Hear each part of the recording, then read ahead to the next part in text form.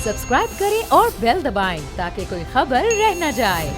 आपको ये बताते चले नाजरीन कि इस वक्त शाही जोड़ा पाकिस्तान आया हुआ है। ओ हो क्या बेहतरीन। अच्छा, लोग 92 के वर्ल्ड कप की जो सिमिलैरिटीज थी वही निकाल के ले आए यहां पर लेडी डियाना से भी। लेडी डियाना और केट एक जैसे लिबास में पाकिस्तान पहुंची। लेडी डियाना और केट जब वज़ीर आज़म हाउस पहुंची तो उन्होंने एक ही जैसा ग्रीन सब्ज रंग का लिबास पहना हुआ था। लेडी डियाना और केट जब बच्चों से मिलने के लिए गए तो उन्होंने नीले रंग का लिबास पहना हुआ था। ये सारी मुमासलत मिल रही है। इसका मतलब ये है कि वापस जा करके खुदा ना खास्ता केट का भी एक्सीडेंट हो सकता है। तो केट प्लीज़, जब आप बरतानिया वापस चले जाएं तो आप गाड़ी में, स्पेशली शाही गाड़ी में ना घूमिएगा, ब्लैक कैब में घूम लीजिएगा, क्योंकि वहां आपके लिए खतरा हो सकता है। क्यों में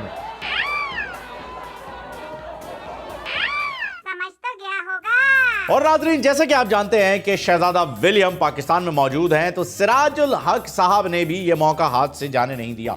उन्होंने प्रिंस विलियम को बुनेर जैसे एक अहम जिले, शहर, सूबे की कैटेगरी हम दे देते हैं बुनेर को, क्योंकि सिराजुल हक साहब ने ऑफर कर दी है। इस वजह से प्रिंस विलियम को उन्होंने बुनेर से काउंसलर के इलेक्शन लड़ने के लिए जमात इस्लामी की टिकट देने का फैसला किया। What an honor for Duke। कहाँ का ड्यूक है यार? पता अब तो बुनेर का ड्यूक ऑफ बुनेर। समझ तो गया होगा। और नाजरीन, वजीर मजाकियात, माफ कीजिएगा मजाकियात तो नहीं, लेकिन बातें ऐसी कर लेते हैं। वजीर साइंस एंड टेक्नोलॉजी जनाब फवाद चौधरी साहब ने यह ऐलान कर दिया है कि अवाम नौकरियों के लिए हुकूमत की तरफ ना देखे। सर, कुंवारे हजरात छोकरियों के लिए देख सकते हैं हुकूमत की तरफ? अगर ऐसा कोई पैकेज है तो ऐसे ही वर्बली पूछ रहा था, क्योंकि ये एक साहब हुआ करते थे FVG, राम गोपाल वर्मा से इंस्पायर होके, फैसल वाडा साहब। इन्होंने बड़े जोर से ऐलान किया था, मतलब इतने जोर से जितने जोर से बंदा टॉयलेट में बैठा और उसे कब्ज हो जाए, इतने जोर से इन्होंने ऐलान किया था कि 1 करोड़ नौकरियां हमारे वजीर आजम यहां लोगों को देंगे।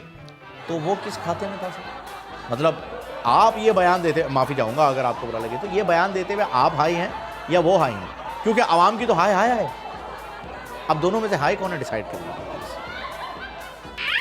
समझ तो गया होगा। और नाज़रीन, माफ कीजिएगा, वजीर साइंस एंड टेक्नोलॉजी जनाब फवाद चौधरी साहब ने अपने बयान की वजाहत करते हुए कहा है कि कौम को नौकरियों की क्या जरूरत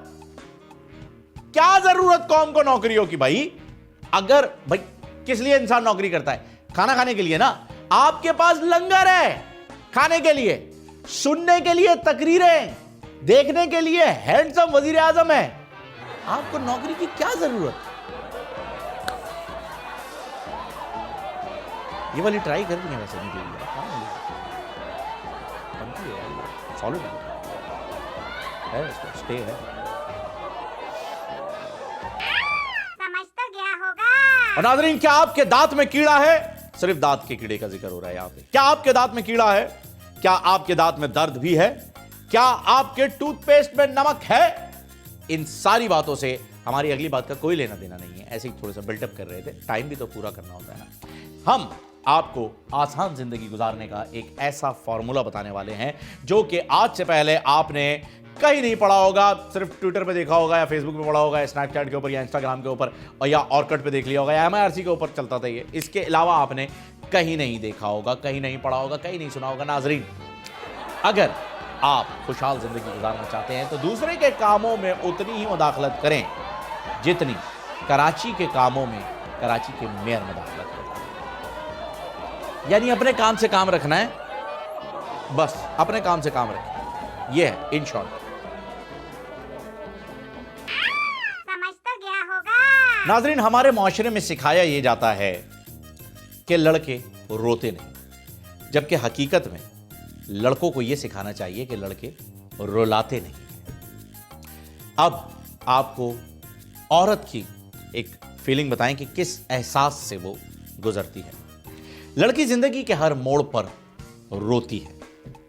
अकेली हो तो सुनसान राहों का डर, भीड़ में हो तो लोगों का डर, कोई देख रहा हो तो उसका डर, बचपन में वालिदैन का डर, जवान हो तो भाइयों का डर, वो डरती हैं और तब तक डरती हैं जब तक कि उन्हें समझने वाला, उन्हें चाहने वाला, उन्हें उनका असल मकाम याद दिलाने वाला जीवन साथी नहीं मिल जाता। बस ये वो शख्स होता है जिसकी वजह से इनका डर निकल जाता है। और इस पूरी जिंदगी में जितने भी डर या जिन लोगों की वजह से भी वो डरी हैं, उस सब का बदला इसी से लेती है बेचारे से। मजलूम आदमी, गरीब, मैंने थोड़ी किया था, मुझे क्यों ना कर रहे हो? भाई को बोलो ना, अपने बाप को बोलो जाके, मैंने थोड़ी रोका तुम्हें फिल्मों में काम करने से। बस समझ तो गया होगा। नाज़रीन, अब शहर कराची में घूमते हैं, फिरते हैं, लोगों से मिलते हैं तो बड़ी अपनाइयत सी महसूस होती है। आप पहले किसी को सलाम करते थे, कोई जवाब दिए बिना मुंह बना के निकल जाता था। अब आप किसी को भी सलाम करें, अल्लाह का शुक्र है सबसे सलाम का जवाब मिलता है। गुटखा मावा जब से बंद हुआ है, हर शख्स बोलने लगा है। हर शख्स के मुंह में गोया गज गज भर की ज़बान आ गई है। लेकिन ये जो गुटखे और मावे के ऊपर पाबंदी लगी है, क्योंकि ये मुज़र सेहत है, कितना % लोग खाते हैं? 10 से 15, 20% कर लो। लेकिन ये जो घटिया क्वालिटी का दूध मिल रहा है, ये तो 100% लोग इस्तेमाल कर रहे हैं। ये जो मिनरल वाटर के नाम पर आपके साथ धोखाधड़ी चल रही है, ये भी 100% लोग इस्तेमाल कर रहे हैं। यह प्लास्टिक के थैले अभी तक बंद नहीं हो सके, 100% लोग इस्तेमाल कर रहे हैं। यानी गुटखे से इंपॉर्टेंट चीजें कुछ और हैं जिन्हें बंद करना जरूरी है। लेकिन गुटखा बंद हो गया, गुड है। समझ तो गया होगा। नाज़रीन, आज बात करेंगे आपसे उर्दू अदब के बारे में। नहीं, हम सादत हसन मंटो साहब के बारे में बात नहीं कर रहे, कुछ और बात करेंगे जिसे हम ऑन एयर भी कर सकें। कब बोलना है, क्या बोलना है, कितना बोलना है, किसके सामने बोलना है। यकीन कीजिए ये एक आर्ट है और इस आर्ट को सीखने की बड़ी शदीद ज़रूरत है। अगर आपको यकीन नहीं आ रहा तो ये वीडियो देख लीजिए। नया पाकिस्तान में एक बड़ी बात है। नया पाकिस्तान जिनको हम दीन लेके आ रहे हैं और अभी भी हमें थोड़े से टिकट्स दे रहे हैं। ये वो लोग हैं जो हम समझते हैं कि हमारी पूरी मदद करेंगे इस ख्वाब को पूरा करने के लिए। मैं आपको बताऊं सर कि इतनी ज़्यादा चीज़ें अच्छी होने वाली हैं, क्योंकि बंदों की शॉर्टेज हो जाएगी, इतनी नौकरियां आपकी आने वाली हैं। जी नाज़रीन, तो अब आपको अंदाज़ा हो गया होगा कि अगर कब बोलना है, क्या बोलना है, कितना बोलना है और किसके सामने बोलना है, ये आर्ट सीख लिया होता तो आज ये वाली ना होती। समझ तो गया होगा। और नाज़रीन, जैसे कि आप जानते हैं कि शाही जोड़ा समझ तो गया होगा। पाकिस्तान आया हुआ है और पाकिस्तान में घूम फिर रहा है, सैर व तफरी कर रहा है।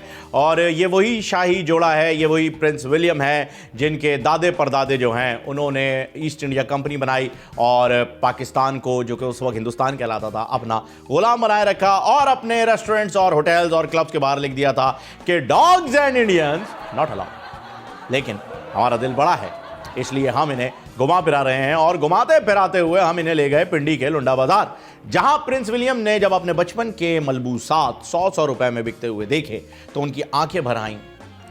उन्होंने एक गहरा सांस लिया और दुकानदार से कहा, जा तुझे माफ कीजिएगा, प्रिंस विलियम ने कहा, जा तुझे माफ किया उर्दू में गा लेते हैं, जा तुझे माफ किया छोड़ के जाने वाले। समझ तो गया होगा। नाजरीन, पूरे पाकिस्तान में अगर सबसे ज्यादा कोई सूबा तरक्की कर रहा है तो वो है सूबा सिंध।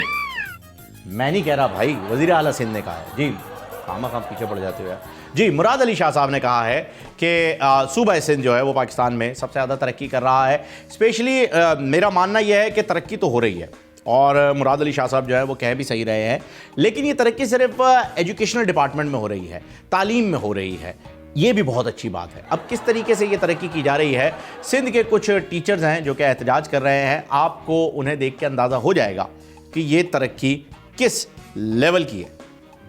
यानी what what what what what what what what what what what what what what what what what मैं दे रहा हूँ, जवाब दे रहा हूँ, मैं वट का जवाब दे रहा हूँ। सर, आप लोगों को देख के अंदाज़ा हो रहा है, बल्कि मैं शुक्र अदा कर रहा हूँ कि शुक्र है कि अभी भुट्टो ज़िंदा है। अगर खुदा न खास्ता भुट्टो ज़िंदा ना होता तब आप लोगों का लेवल क्या होता, मैं इमेजिन भी नहीं कर पा रहा। समझ तो गया होगा। सब्सक्राइब करें और बेल दबाएं ताकि कोई खबर रह न जाए।